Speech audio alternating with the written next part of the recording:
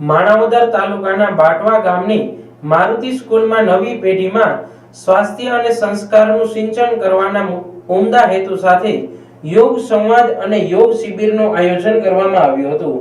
આ કાર્યક્રમમાં 300 થી વધુ વિદ્યાર્થીઓએ ઉત્સાહપૂર્વક સહભાગી થઈને યોગ પ્રત્યે પોતાની પ્રતિબદ્ધતા વ્યક્ત કરી હતી।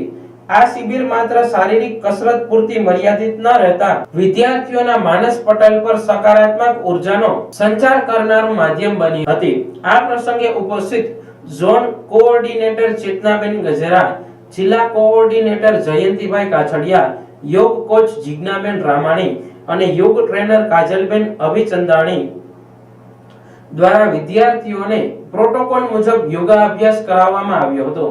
આ તકે વિદ્યાર્થીઓને આગામી સમર કેમ્પ વિશે સવિસ્તર માહિતી પૂરી પાડવામાં આવી હતી।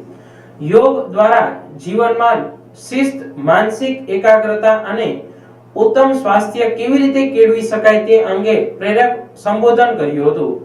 શાળાના પ્રિન્સિપાલ અને શૈક્ષણિક સ્ટાફના સહયોગથી યોજાયેલા આ કાર્યક્રમે ગ્રામીણ સ્તરે યોગના પ્રચાર પ્રસારમાં મહત્વની ભૂમિકા ભજવી છે। આમ ગામડાઓ સુધી યોગનો વ્યાપ વધી રહ્યો છે, જે નવી પેઢીને તંદુરસ્ત અને સંસ્કારયુક્ત ભવિષ્ય તરફ દોરી જશે તેવો આશાવાદ ઉપસ્થિત મહાનુભાવોએ વ્યક્ત કર્યો હતો।